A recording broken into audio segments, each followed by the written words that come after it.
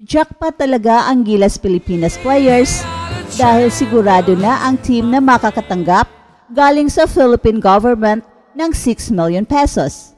We'll see what's gonna happen. Ngayon, gold. RSA and MVP. Bonus. We'll give them bonus. Ayun. Di para silang tumama ng di ba? So, This is by virtue of Republic Act 10699 or the National Athletes and Coaches Benefits and Incentives Act. Dapat ay makakatanggap ng tig 2 million pesos ang bawat gold medalist, pero iba ang sitwasyon para sa mga team sports na mayroong more than 5 players. Instead of 2 million pesos, ay 25% ng 2 million ang matatanggap ng bawat Gilas player. So in other words, ay makakatanggap ng 500,000 ang bawat Gilas player na hindi pa kasama dyan ang galing kay Boss Ramon S. Ang at ang galing kay Boss Manny V. Pangilinan at iba pang mga benefactors ng Philippine basketball. we'll see what's gonna happen. Ngayon, gold. RSA and MVP. Bonus. We'll give them bonus. Sir. Di para silang tumama ng di ba? So, Alam naman natin kung gaano kalaki ng ginastos ni Boss MVP sa Gilas sa mga nakaraang tournaments, kaya siguradong ngayon na nakuha na ang gintong medalya, ay malaki ang kanyang ibibigay na mga bonuses sa mga players. Ganon rin si Boss RSA na kilala sa pagiging galante. At kapag nagtambal ang dalawang bigating basketball patrons, ay siguradong jackpot ang bawat Gilas player. At kapag matatanggap na ng lahat ng mga Gilas players, ay magkano kaya sa palagay nyo ang total na bonus? Comment down below guys. Pero ito ang nakakatuwa sa Gilas team na ito. For sure na maganda kapag makatanggap sila ng malaking bonus.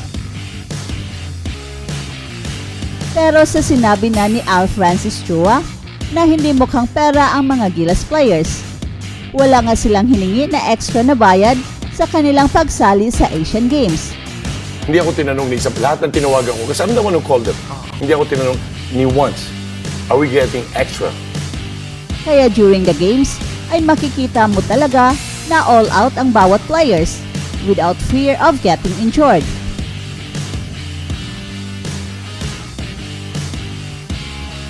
Bigay todo lahat kahit na walang extra pay. But they are rewarded sa kanilang sacrifice.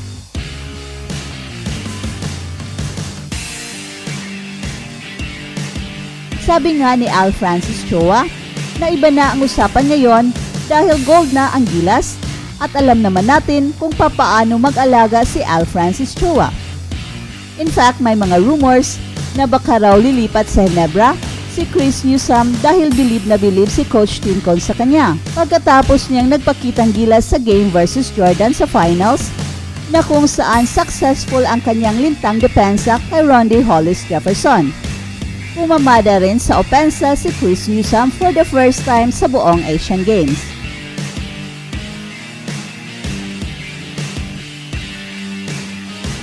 Ibang-iba daw kasi mag-alaga si Al Francis Chua. Ito ang alagang Chua. Welcome to Express Info. Do you want to have these exclusive Puma Rise Nitro basketball shoes? Because once we reach 200k subscribers, we will be having this giveaway. Just comment to win. Shoes are promoted by Kai Soto himself. Just like this video, and most importantly, comment anything positive about Kai Soto. It's easy.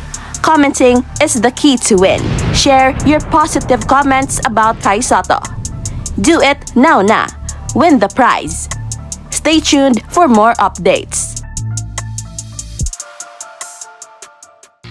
At samantala, balik gym na si Kai Soto sa Hiroshima Dragonflies at mukhang okay na ang kanyang injury.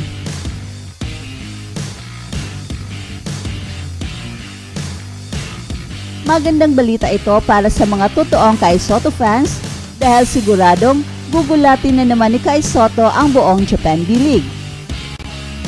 Dahil balik ensayo na si Kai Soto, ay ibig sabihin nito ay fully healed na ang kanyang likod. Kaya mataas na naman ang ating excitement level dahil siguradong Sa pagbabalik niya ay magpapatuloy ang kanyang magandang performance with the hope na at the end of this season ay ready na siyang sasabak sa NBA.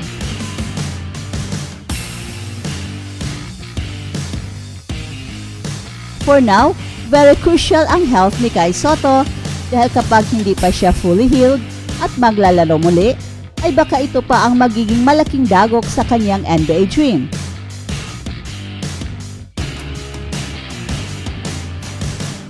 At sa mataas na pahinga ni Kai Sotto, ay siguradong magbabalik na ang kanyang laro na nawawala simula noong naglaro siya sa NBA Summer League na kung saan nagkaroon siya ng injury sa kanyang likod.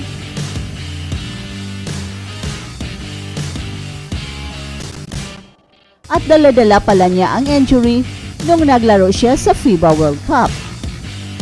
Kaya talagang nakakabilib rin ang ginawa ni Kai Sotto dahil ginawa niya ang lahat upang makatulong sa kampanya ng Gilas sa FIBA World Cup in our home court.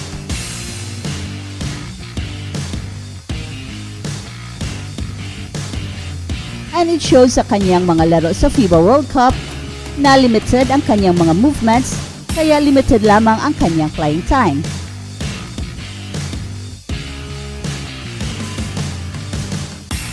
Pero sa game against China, ay binaliwala niya ang kanyang injury at todo kayod siya.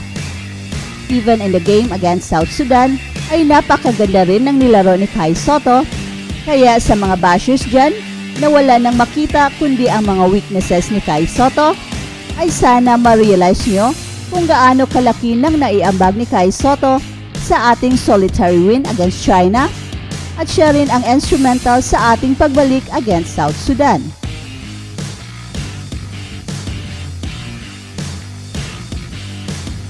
It was a sight to behold na kung saan pinatunayan ni Kai Sotto na kahit hindi pa siya 100%, ay kaya na niya makipagsabayan sa mga mamang-mama na ng mga players sa buong mundo. Sayang lang at hindi siya nakasama sa Asian Games. At sa pangunguna ni na Coach Tim Cone at Al Francis Chua, pinuri sila ng mga opisyal ng PBA sa kanilang tagumpay sa kampanya ng Gilas Pilipinas na makamit ang isang ginto sa basketball sa Asian Games. Si Coach Tim Cone ay pinili na mamumuno sa Gilas bilang pansamantalang kapalit ni Coach Chat Reyes, pero isinatupad lamang ito kung sasama si Al Francis Chua bilang team manager sa Hangzhou, China.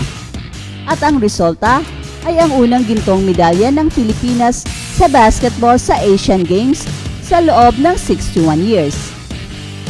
Tim is a player's coach. This guy Chua gets into the mind of every player. He is like our tatay. He can shout at you. He can tell you what's wrong with you and they will not get mad. Yan ang sabi ng PBA chairman na si Ricky Vargas. At si Vargas ay nagbiro tungkol sa kakayahan ng kasalukuyang sports director ng San Miguel Corporation na si Al Francis Chua na mag-motivate ng koponan kahit pa sa mga miyembro ng kalabang MVP camp.